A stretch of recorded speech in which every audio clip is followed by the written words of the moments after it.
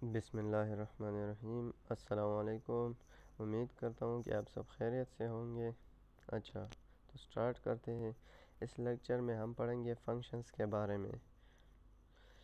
सी language में हम किसी भी लेंथी प्रोग्राम को डिवाइड कर सकते हैं बेसिक बिल्डिंग ब्लॉक्स में, जिसे हम फंक्शन कहते हैं। या सिंपली हम ये भी कह सकते हैं कि एक कलेक्शन फंक्शंस की एक कलेक्शन एक प्रोग्राम को बनाती है। ठीक हो गया।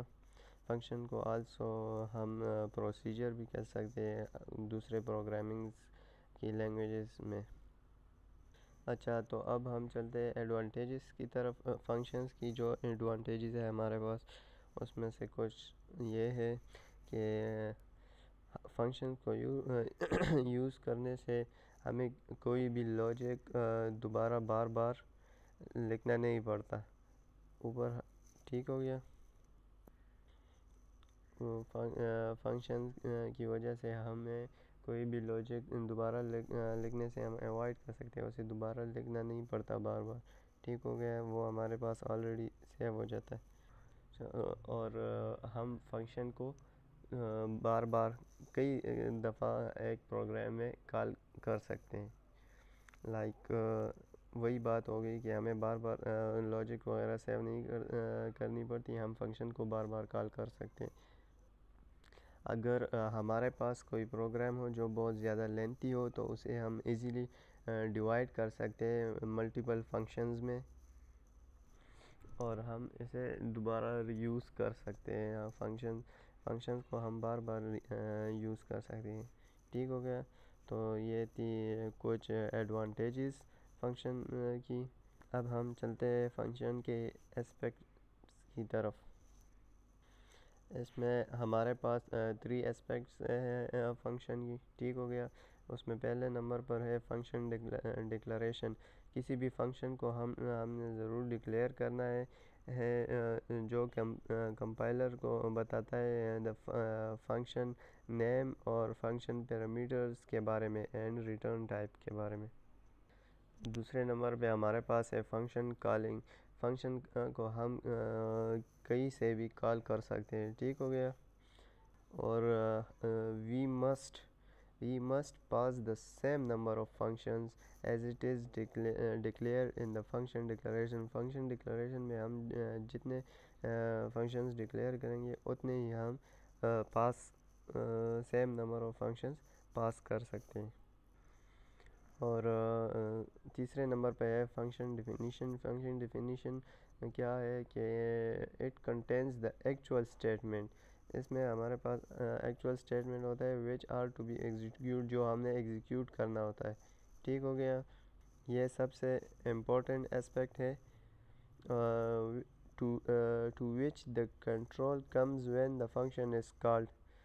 अच्छा, ये बात हमें सबसे पहले ये बात हमें नोट करनी चाहिए कि नोटिस करनी चाहिए कि फंक्शन को जब हम कॉल करते हैं तो वो सिर्फ एक वैल्यू रिटर्न हो सकती है हमें फंक्शन से। ठीक हो गया। We must notice that only one value can be return from the function.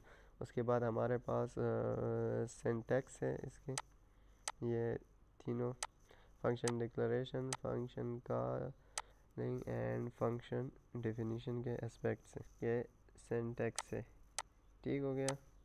अच्छा, उसके बाद ये हमारे पास 2 प्रोग्राम्स हैं। ठीक हो गया, टास्क हैं। अब ये हम परफॉर्म करेंगे यूजिंग फंक्शंस और दूसरे तरीके से भी। पहला क्वेश्चन में हमारे पास क्या है कि write a program which input 2 values in main and send it to function. Main में हमने 2 वैल्यूज़ ले ली और इसे फंक्शन में सेंड करेंगे। ठीक है। Function swap these 2 values without using third variable, जिस तरह हमने पहले भी किया था, लेकिन वो विदाउट फंक्शन किया। अब हम फंक्शन कॉलिंग के थ्रू करेंगे स्वैपिंग। तो थर्ड वेरिएबल यूज़ किए बगैर हमने इन दोनों वैल्यूज़ को स्वैप करना है and print in the function, और फंक्शन में प्रिंट करना है। और दूसरे क्वेश्चन में हमारे पास क्या है, write a C program to add subtract multiply and divide 2 numbers using functions. Functions के थ्रू हमने एडिशन भी करनी है, सब्ट्रैक्शन भी करनी है, मल्टीप्लिकेशन भी करनी है एंड डिवीजन भी करनी है 2 नंबर्स की। ठीक हो गया। For every arithmetic operation use different function. अच्छा, हर एक के लिए हमने डिफरेंट फंक्शन यूज़ करना है।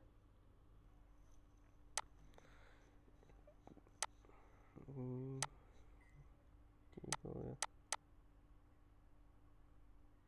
ये लेक्चर 6 हो गया।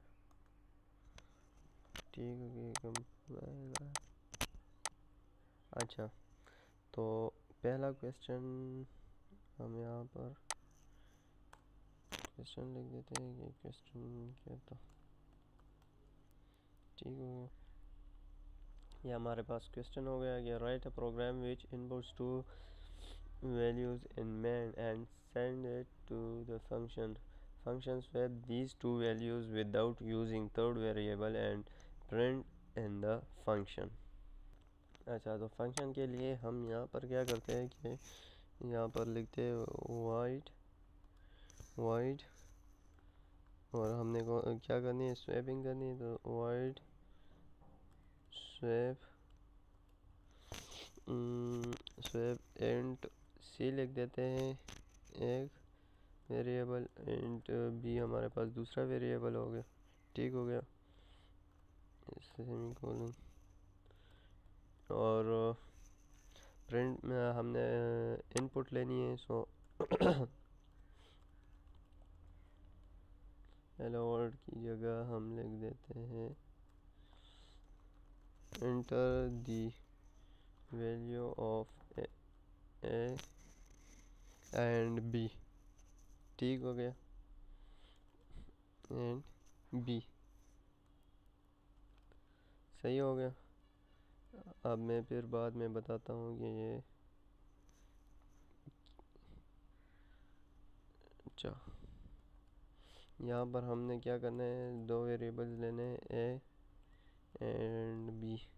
सही हो गया, ये प्रिंट करने स्कैनफ, ये टी, ये एन, ये टी। सही हो गया।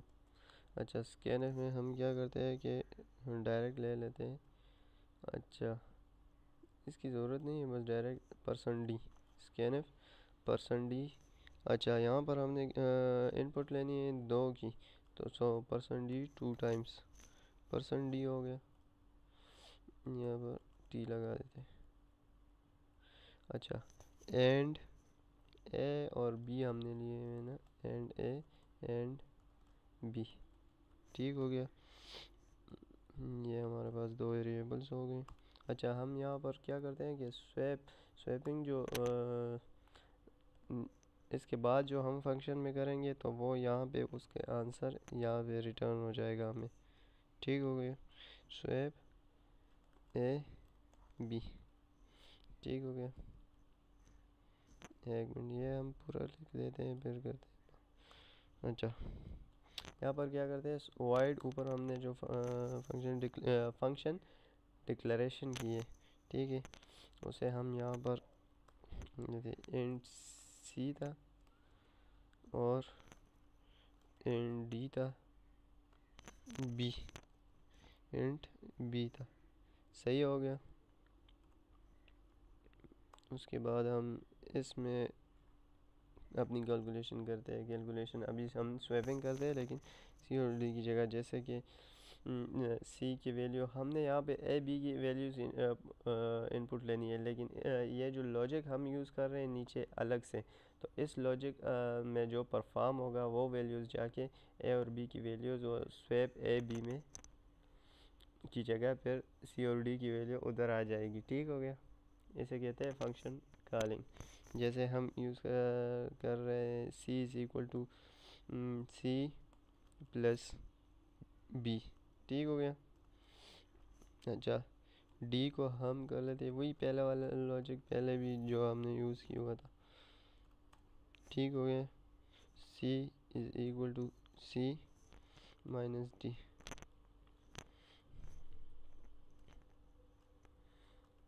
Print F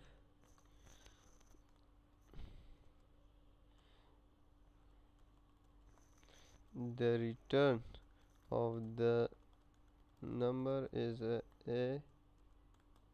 is equal to percent D, ठीक हो गया, and B is equal to percent D हो जाएगा।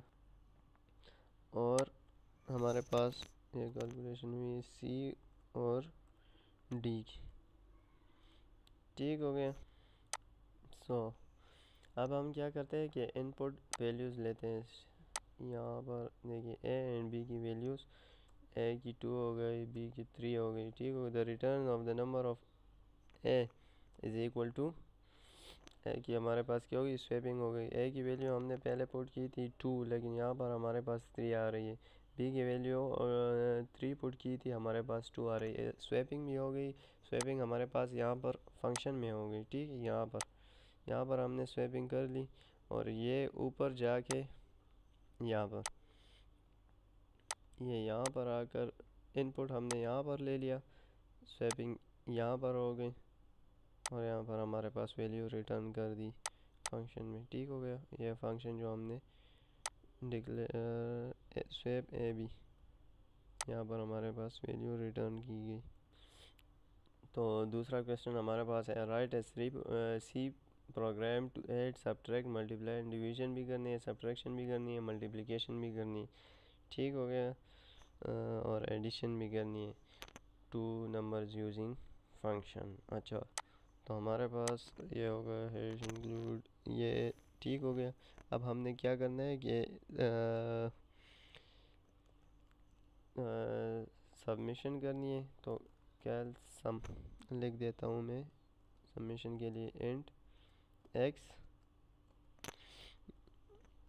एंड वाई, ठीक हो गया। ये सबमिशन के लिए इंट, अच्छा, तो ये मैंने खुद टाइप कर लिया क्योंकि आप लोगों का टाइम इज़ मनी, हाँ। अच्छा, तो हैश इंक्लूड वही आ गया सर, मैंने इंट कैल सब मल्टीप्लिकेशन और डिवीजन सब के लिए ये लिख लिया, ठीक हो गया। अच्छा, यहाँ पर एड मैन आ गया, फिर एंड एक्स वाई, दो वेरिएबल्स, और सम और सब के लिए ना, मल्टीप्लिकेशन डिवीजन सब्ट्रैक्शन के लिए, ठीक हो गया। प्रिंट एफ हमने दो नंबर के लिए इनपुट्स ले ली, ठीक हो गया, इनपुट्स में ले लिए।